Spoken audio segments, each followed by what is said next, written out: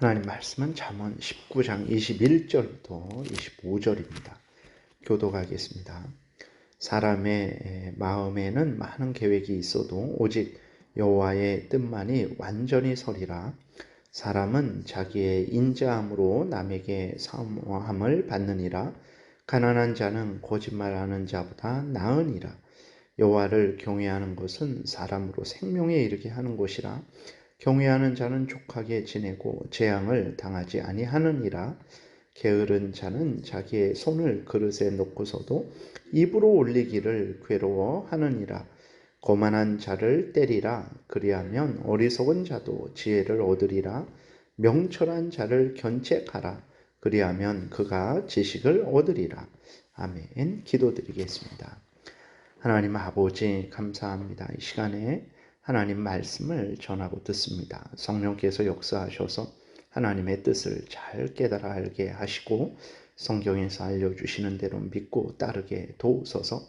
하나님의 영광이 드러나고 다른 사람을 유익하게 하며 우리도 복을 받을 줄 믿사오니 성령께서 온전히 주장하여 주옵소서. 예수 그리스도의 이름으로 기도드렸습니다. 아멘. 21절의 사람의 마음에는 많은 계획이 있어도 오직 여호와의 뜻만이 완전히 서리라, 이렇게 기록이 되어 있는데, 사람들이 마음으로 많은 것을 원하고 많은 계획을 세웁니다. 그러나 우리들도 정말 이 말씀에 정말 그렇지라고 인정할 수밖에 없죠. 사람들의 원하는 대로 계획한 대로 되는 일이 그렇게 많지 않습니다. 왜 그렇겠습니까? 첫 번째로는 사람들의 능력이 부족하기 때문이죠. 생각은 자기 마음대로 할 수 있을지라도 그것을 실행할 수 있는 능력이 부족하기 때문에 이제 계획한 대로 이루지 못하는 거죠. 그리고 또 하나는 사람들의 원함이, 마음속의 계획이 하나님 보시기에 악하면 하나님은 그 악한 계획을 무너뜨리시기 때문에 그렇습니다. 그러니까 우리가 분명히 알아야 될 것은 하나님이 살아계셔서 전능하신 능력으로 하나님의 뜻을 따라서 모든 그러한 인간의 그 마음을 살피시고 하나님께서 주관하신다라는 것을 우리가 분명히 믿어야 되는 것입니다. 우리들 눈에, 인간의 눈에 사람만 보이고 하나님은 보이지 않으니까 또 인간이 마음대로 생각을 할 수 있잖아요. 하루에도 건물을, 빌딩을 세웠다 얼었다 할 수도 있습니다. 그렇다고 해서 인간이 모든 것을 자기 뜻대로 할 수 있는 것이냐? 절대로 그러지 않습니다. 모든 일은 하나님의 뜻 가운데, 하나님의 다스림 가운데 되어진다라는 것을 우리가 분명히 기억을 해야 되는 것입니다. 그래서 사람들은 어떻게 해야 됩니까? 오직 하나님을 경외하고 의지해야 되는 것입니다. 그래야 그 사람이 복을 받고, 그래야 하나님의 은혜로 말미암아 그 선한 계획을 또 세우고 그 일을 성취할 수 있게 되는 것입니다. 하나님을 떠나서는 아무것도 할 수 없다라는 것을 우리가 분명히 믿고 항상 하나님을 의지해야 됩니다. 22절에 사람은 자기의 인자함으로 남에게 사모함을 받느니라. 가난한 자는 거짓말하는 자보다 나으니라, 이렇게 기록이 되어 있는데, 사람에게 중요한 것이 무엇입니까? 우리들도 일상적으로 사람들에게 중요한 것, 이 생의 자랑거리, 물질이 많은 것, 높은 지위, 권세, 인맥, 학맥, 이 세상의 것들을 많이 먹고 누리는 것, 이렇게 생각을 하곤 하죠. 그러나 성경을 보게 되면 그것들은 그렇게 중요한 것이 아닙니다. 다른 사람들에게 진정 중요한 것은 무엇이냐? 하나님의 말씀을 따르는 거죠. 하나님의 말씀은 하나님을 사랑하는 것이고 또 이웃을 사랑하는 것입니다. 이렇게 하나님의 말씀을 따라서 살아갈 때에 그는 이제 하나님으로부터도 칭찬을 받게 되는 것이고 사람들로부터도 칭찬을 받게 되는 거죠. 하나님의 말씀을 따라서 사람을 사랑한다라고 생각해 보세요. 다른 사람들이, 사랑을 받는 사람들이, 물론 배은망덕한 사람들도 있지만 일반적으로 그 사랑을 받는 사람들은 고마워하고 또 그 사랑을 준 사람을 참 위하게 되죠. 그렇게 하나님의 명령을 따라 이웃을 사랑하는 사람을 하나님은 사랑하지 않겠습니까? 하나님도 그 사람을 사랑하고 그에게 은혜를 내려주죠. 그리고 비록 그가 가난할지라도 하나님을 경외하고 정직하게 행해요. 그럼 다른 사람들이 그 사람을 깔볼까요? 물론 깔보는 사람도 있지만 그 사람들은 악한 사람들이죠. 일반적으로 상식적으로도 그렇게 가난할지라도 정직하게 행하는 사람을 볼 때에 사람들은 존경하게 됩니다. 그 사람을 인정하게 되죠. 하나님은 어떨까요? 역시 하나님은 하나님을 경외하고 하나님의 뜻대로 살아가는 그 사람을 사랑하시고 그에게 은혜를 내려 주십니다. 그러나 아무리 부자일지라도 다른 사람들을 조롱하고 멸시하고 늘 거짓말하는 사람이라면 그는 사람들로부터도 외면당하고 하나님으로부터도 외면당하는 것이 아주 분명하죠. 인생을 살아가면서 중요한 것은 무엇입니까? 하나님을 경외하고 하나님의 말씀 따라 살아가는 거예요. 내가 이 땅에서 잘나고 못나고 잘 살고 못 살고 그거 그렇게 중요한 거 아닙니다. 70년, 80년 동안만 중요한 것이지 그렇게 우리의 생사화복을 주관하고 우리의 정말 영원한 천국, 영원한 지옥을 주관하는 거 아니라는 것을 우리가 명심해야 됩니다. 사람에게 중요한 것은 하나님을 경외하고 하나님의 말씀을 따라서 살아가는 것이라는 것을 항상 잊지 말아야 됩니다. 23절에 보게 되면 여호와를 경외하는 것은 사람으로 생명에 이르게 하는 것이라. 경외하는 자는 족하게 지내고 재앙을 당하지 아니하느니라 그랬어요. 당연히 우상을 섬기지 않고 하나님을 경외하고 하나님을 경외하는 것은 두려워하고 사랑하는 거죠. 예수 그리스도를 믿음으로 말미암아 하나님이 참된 신이라는 것을 우리가 알게 되었습니다. 그러면 당연히 참된 신이신 하나님만 섬겨야 되고 하나님을 사랑하고 두려워해야 되는 것입니다. 이렇게 하나님을 사랑하고 두려워하는 자는 당연히 생명에 이르게 되는 거죠. 예수 그리스도를 믿음으로 말미암아 죄 용서함을 받고 하나님의 자녀된 자의 특징이 무엇이냐면 하나님을 경외합니다. 하나님을 사랑하고 두려워해요. 하나님을 가까이하고 하나님의 뜻대로 살아가게 됩니다. 그러니까 생명이 있는 자는 하나님을 경외하게 되고 또 하나님을 경외하는 자는 하나님으로부터 생명을 받게 되는 것이죠.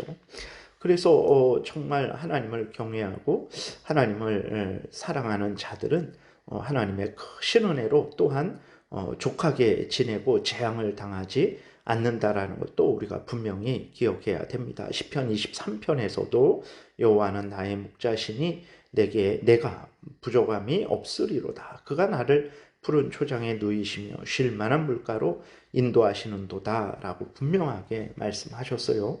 하나님을 경외하는 자, 하나님을 사랑하는 자, 하나님의 뜻대로 살아가는 자는 정말 이 땅에서 재앙을 당하지 않고 부족하지 않을 것입니다. 그런데 우리가 이상한 말씀입니다. 정말 하나님을 경외하는데도 불구하고 많은 어려움이 있고 재앙이 있고 또 부족함이 있지 않습니까? 근데 왜 재앙도 당하지 않고 부족함도 없다라고 그렇게 하나님이 말씀을 하십니까? 사실과 다르지 않습니까? 나만 해도 여러 부족함을 지금도 부족하고 또 많은 어려움도 당하는데 무슨 말씀입니까? 라고 우리가 생각을 할 수 있어요. 첫 번째로는 하나님이 먹을 거 입을 거 마실 거 정말로 주십니다. 이 땅에 육신의 양식 물론 내가 원하는 만큼 주시지 않죠.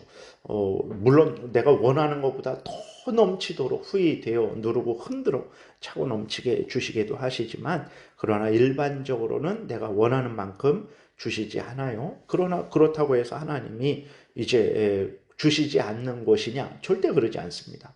풍성하게 일평생 하나님을 위하여 살아가는 데는 부족함 없도록 하나님께서 허락을 하시는 것이고 두 번째로는 하나님이 주시는 은혜를 우리는 항상 육신의 것으로 이 땅의 것으로만 판단을 하는 것이죠. 이 땅의 돈, 이 땅의 지위 권세, 이 땅의 기쁨 즐거움으로만 판단을 하는 거예요. 그러니까 늘 모자라게 여겨지는 거죠.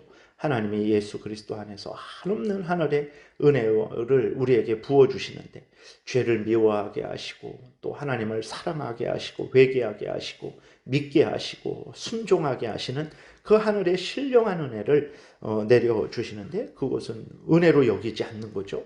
그렇게 되니까 늘 부족하게만 느껴지는 것이고 또 하나 재앙을 당하는 것도 마찬가지입니다. 믿지 않는 자들이 재앙을 당하는 것은 지옥 형벌을 미리 맛보는 것이지만 믿는 자들이 당하는 재앙은 그것은 재앙이 아니죠. 하나님이 선을 이루는 도구로 사용하시는 것들입니다. 그래서 시편 119편 71절에서도 고난 당한 것이 내게 유익이라 그랬어요. 고난이 왜 유익이 됩니까? 이로 말미암아 내가 주의 윤례들을 배우게 되었나이다. 이렇게 고백을 하고 있죠. 그러니까 우리들이 당하는 재앙은 재앙 그 자체가 우리를 멸망시키는 재앙 그 자체가 아니죠. 우리를 하나님께로 인도하는 하나님의 도구죠. 범죄했을 때 우리를 채찍질해서 회개하고 돌이키게 하는 하나님의 사랑의 도구인 것입니다. 고린도후서 1장에서도 고난을 받은 바울은 고린도 교인들이 고난당하는 것을 깊이 이해하고 또 그들을 위로할 수 있는 자로 성숙하고 성장한 것을 우리가 보게 됩니다. 그러므로 우리가 진정 하나님을 경외할 때에 그는 생명에 이르게 되죠. 그리고 또 진실로 부족함 없이 재앙을 당하지 않습니다. 그래서 그리스도인들의 지금의 삶을 재앙을 당하는 삶, 부족한 삶이라고 여기지 마시고 하나님 앞에서 바른 그러한 생각을 가지고 하나님을 경외하는 것을 열심을 다해서 그렇게 행해야 되겠습니다. 24절에 보게 되면 게으른 자는 자기의 손을 그릇에 넣고서도 입으로 올리기를 괴로워한다 그랬어요. 게으른 것은 참으로 어리석고 악한 것입니다. 미련한 거예요.